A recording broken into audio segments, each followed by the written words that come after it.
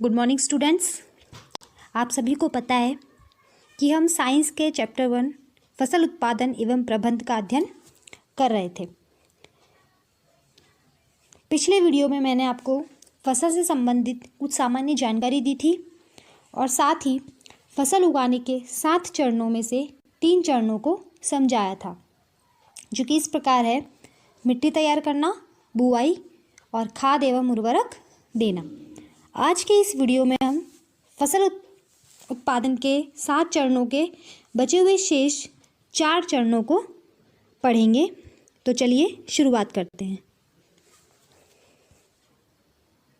तो फसल उत्पादन का चौथा चरण है सिंचाई। निश्चित अंतराल पर खेत में जल देना सिंचाई कहलाता है। जब हम अपने खेत में फसल उगाते हैं तो हम कुछ निश्चित समय अंतराल में उन फसलों में जल देते रहते हैं। जो ये प्रक्रिया होती है जल देने की, इसे हम क्या कहते हैं? सिंचाई। सिंचाई के प्रमुख स्रोत है कुआं, तालाब, नदियाँ, बांध, नहर इत्यादि। तो जो सिंचाई के मेन प्रमुख साधन या स्रोत है वो क्या है? कुएं, तालाब, नदियाँ वगैरह। सिंचाई के पारंपरिक तरीकों में क्या आता है? मोट यानी कि गिरनी, चैन पंप, ढेकली, रहट, उत्तोलक तंत्र इत्यादि। ये जो तरीके हैं वो क्या है? पारंपरिक तरीके यानी कि पुराने तरीके। पहले सिंचाई इन साधनों की सहायता से की जाती थी। सिंचाई के इन पारंपरिक तरीकों के अलावा आधुनिक विधियां भी है जो आजकल अपनाई जाती है। आजकल किसान क्या करते हैं? इन आधुनिक तकनीक को यूज़ में लेकर सिंचाई करते हैं। तो उसमें पहली है हमारी छिड़काव तंत्र और दूसरी है डीप तंत्र। तो सबसे पहले हम छिड़काव तंत्र को समझेंगे कि छिड़काव तंत्र में आखिर क्या होता है। तो छिड़काव तंत्र की इस विधि में ऊर्ध्व पाइपों के ऊपरी सिरों पर नोजल लगे होते हैं। इसमें पानी का छिड़काव इस प्रकार होता है जैसे वर्षा हो रही हो। अब ये नोजल क्या होता है, ऊर्ध्व पाइप कैसे लगाते हैं, इसको समझने के लिए मैं आपको एक चित्र दिखाती हूँ। देखिए, यहाँ पर है ये कुआं, यहाँ पर ये पाइपलाइन जा रही है जो कि पौधों में जा रही है और इसके ऊर्ध्वाधर ये देखिए छोटे छोटे पाइप लगे हुए हैं ना। और इन पाइपों के ऊपर क्या लगा होता है? नोजल लगी होती है। ये देखिए यहाँ पे वर्षा के जैसे ये पानी की बौछार करती है। जब हम मोटर चलाकर इस पाइपलाइन में पानी भेजते हैं तो वो इन पाइपों के ज़रिए इस नोजल में जाता है और यहाँ से ये वर्षा की बूंदों के समान फसलों पर गिरता है। इस तरीके से छिड़काव तंत्र से क्या किया जाता है? सिंचाई की जाती है। ये विधि जो है लॉन, कॉफ़ी की खेती या कई अन्य फसलों के लिए अत्यंत ही उपयोगी होती है और जहाँ पर पानी की कमी हो या असमतल भूमि हो, ऐसे स्थान पर इस विधि को उपयोग में लाया जाता है। तो ये थी हमारी छिड़काव तंत्र विधि। दूसरी है हमारी ड्रीप तंत्र विधि। ड्रीप तंत्र विधि में क्या होता है? इस विधि में जल पाइपों के जरिए बूंद बूंद करके सीधे पौधे की जड़ों में गिरता है।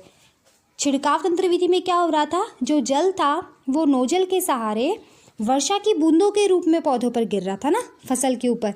लेकिन ड्रिप तंत्र में क्या होता है? वो जल बूंद बूंद करके सीधे पौधों की जड़ों में जाता है। इस विधि में जल बिल्कुल व्यर्थ नहीं होता है। क्यों व्यर्थ नहीं होता? क्योंकि वो तो पाइपलाइन के द्वारा बूंद बूंद करके सीधा कहाँ जाता है? पौधे की जड़ों में। अतः यह जल की कमी वाले क्षेत्रों के लिए एक वरदान है। जिन क्षेत्रों में जल की कमी पाई जाती है, जहाँ पर वर्षा की कमी कह लो या पानी की कमी कह लो, उन स्थानों पर इस विधि को बहुत ही उपयोग में लिया जाता है। इसका डायग्राम देखिए। ये देखिए, ये पाइपलाइन जा रही है और यहाँ पे ये और पाइप लगे हुए हैं फसलों के बीच में, जिनके ज़रिए क्या होता है? बूंद बूंद करके जल फसलों में जाता है। तो आपको दोनों विधि समझ में आ गई, छिड़काव तंत्र और ड्रिप तंत्र। छिड़काव तंत्र में क्या होता है? वर्षा की बूंदों के रूप में जल फसलों पे गिरता है और ड्रिप तंत्र में बूंद बूंद करके वो फसलों की जड़ों तक पहुंचता है। अब हमारा नेक्स्ट पॉइंट आता है खरपतवार से सुरक्षा। तो खरपतवार से सुरक्षा को समझने से पहले हमें ये समझना होगा कि खरपतवार होता क्या है आखिर खरपतवार? तो फसल के साथ उगने वाले अवांछित पौधों को खरपतवार कहते हैं। अवांछित यानी अनावश्यक। जब हम फसल उगाते हैं तो अनावश्यक रूप से उनमें कुछ एक्स्ट्रा पौधे भी उगाते हैं, वो क्या कहलाते हैं? हमारे खरपतवार। खरपतवार के जो होते हैं उन्हें निकालना बहुत ही ज़रूरी होता है, क्योंकि जब हम फसलों के अंदर हम कुछ भी खाद डालते हैं या जल पिलाते हैं, सिंचाई करते हैं, तो क्या होता है, जो ये खरपतवार होती है कुछ खाद और सिंचाई द्वारा दिए हुए जल को ये ग्रहण कर लेती है, जिससे हमारे पौधों को प्रॉपर मात्रा में जल खाद नहीं मिल पाता है। तो देखिए, खरपतवार से सुरक्षा अब हम पढ़ रहे हैं, तो खरपतवार हटाने की क्रिया को हम क्या कहते हैं? निराई।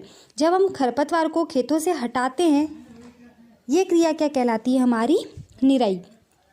निराई का कार्य खुरपी या हेरों की सहायता से किया जाता है। खरपतवार को नियंत्रित करने के लिए रसायनों का प्रयोग किया जाता है, जिसे खरपतवारनाशी कहते हैं। अब देखिए, खरपतवार को पहले तो क्या करते थे किसान? हाथों से उखाड़ के फेंक देते थे डायरेक्टली, लेकिन आजकल क्या करते हैं, उनमें खरपतवारनाशी का उपयोग भी किया जाता है। उसके उदाहरण है 2,4-D। खेतों में इनका छिड़काव करने पर खरपतवार पौधे मर जाते हैं, परंतु फसल को कोई हानि नहीं होती। जब हम इस खरपतवारनाशी का छिड़काव करते हैं तो इससे क्या होता है, सिर्फ जो खरपतवार होती है ना, ये उसी को नुकसान पहुंचाएंगे, सिर्फ वही नष्ट होगी, हमारी फसलों को इससे कोई नुकसान नहीं होता है। ये देखिए, खरपतवारनाशी का छिड़काव करते हुए यहाँ पे एक आदमी का दृश्य बताया गया है, किस तरह से ये उन पे छिड़काव कर रहा है।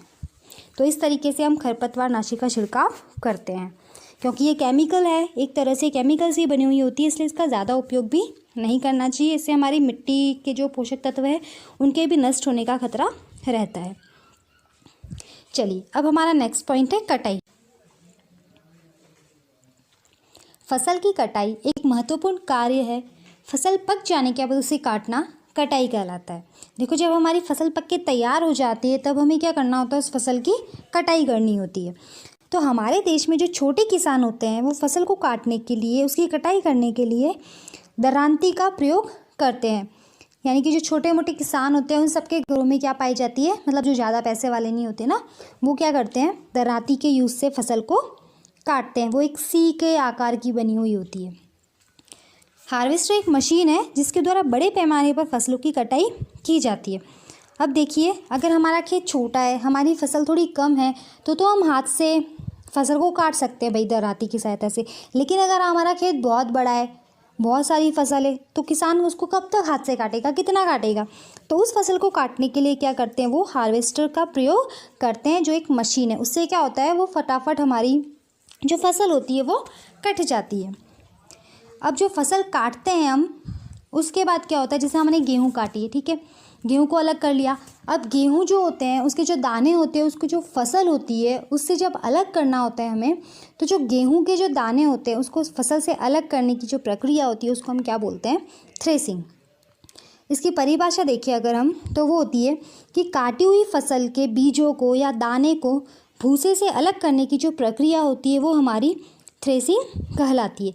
यानी जो फसल हमने काटी है उसके बीजों को भूसे से अलग करने की प्रक्रिया हमारी क्या कहलाएगी? थ्रेसिंग। नेक्स्ट हमारा आता है भंडारण। फसल काट दी हमने, अब उसे रखना भी तो होगा कहीं पर सुरक्षित व्यवस्थित, तो वो जो हमने उसे रखते हैं सुरक्षित रूप से भंडारित करके, स्टोर करके, वो क्या कहलाता है? भंडारण। भंडारण के समय अनाजों को नमी, कीट, चूहों एवं सूक्ष्म जीवों से बचाने की आवश्यकता होती है। जब हम फसल काटते हैं ना, तब क्या होता है, हमारी फसल में थोड़ी नमी सी होती है। अगर हम फसल को ऐसे ही भंडारित कर ले, स्टोरेज कर ले किसी भंडार गृह में नमी के साथ, तो क्या होता है, जो फसल होती है वो हमारी ख़राब होने के चांस बढ़ जाते हैं। इसलिए क्या होता है, फसल को भंडारित करने से पहले उसे धूप में सुखाना आवश्यक होता है। अगर हम उसे धूप में सुखाते हैं तो उसकी जो नमी है वो हट जाती है। नमी में कमी आने से कीट, जीवाणु एवं कवकों से अनाज की सुरक्षा हो जाती है। जब हमारी फसल में से नमी हट जाएगी तो क्या होगा, उसमें कीट, जीवाणु आदि का कोई भी स्थान नहीं रहेगा, वो उसमें नहीं पनप पाएंगे। किसान अनाजों का भंडारण जूट के बोरों या धातु के बड़े पात्रों में करते हैं। अब ये जो अनाज किसान स्टोर करते हैं ना, वो किस में करते हैं? जूट के बड़े बड़े बोरों में। परंतु बड़े पैमाने पर भंडारण साइलो और भंडार गृहों में किया जाता है। जब अनाज बहुत ज़्यादा हो, फसल का उत्पादन ज़्यादा होने से जब अनाज हमारा ज़्यादा निकलेगा तब उसका भंडारण हम घर में तो कर नहीं सकते, तो किसान कहाँ करते हैं, बड़े बड़े जो भंडार गृह होते हैं वहाँ पर ये बड़े बड़े बोरे भरकर अनाज रख देते हैं। भंडारण में अनाजों के साथ नीम की सूखी पत्तियाँ रखने से पीड़कों और सूक्ष्म जीवों से सुरक्षा होती है। जब भंडारण गृह में अनाज को रखा जाता है तो उनके जो बोरे होते हैं अनाज के, उसमें क्या रखते हैं ये किसान, नीम की सूखी पत्तियाँ। क्यों रखी जाती है ये, ताकि जो अनाज है हमारा उसमें सूक्ष्म जीव नहीं पनपे, सूक्ष्म जीवों से उसकी सुरक्षा हो सके। तो इस प्रकार हमने देखा कि कृषि कर्म यानी कि कृषि कार्य से हमें अपने भोजन की आवश्यकताओं की पूर्ति करते हैं। इसके अलावा हमें जंतुओं से भी भोजन प्राप्त होता है, मतलब कि हमारे भोजन के जंतु भी स्रोत होते हैं और पादप भी होते हैं। पौधों से भी हमें खाना मिलता है और जंतुओं से भी मिलता है। जंतुओं से हमें दूध, अंडा, मांस ये सब प्राप्त होता है। इसी प्रकार कृषि और पशुपालन हमारे जीवन का आधार है। आधार क्यों है, क्योंकि इनसे हमारी क्या हो रही है, भोजन संबंधी आवश्यकताओं की पूर्ति हो रही है। तो ये था हमारा चैप्टर 1 फसल उत्पादन एवं प्रबंध, जिसमें हमने फसल क्या होती है, खरपतवार क्या होता है, ये सब पढ़ा और जो फसल उगाने के जो चरण होते हैं उनके बारे में जाना। तो एक बार उन चरणों को हम रिवाइज करेंगे। सबसे पहले होता है हमारा मिट्टी तैयार करना, फिर बुआई, खाद एवं उर्वरक देना, सिंचाई, खरपतवार से सुरक्षा, कटाई और लास्ट में हमारा आता है भंडारण। तो आपको अच्छे से पाठ समझ में आ गया होगा। Thank you.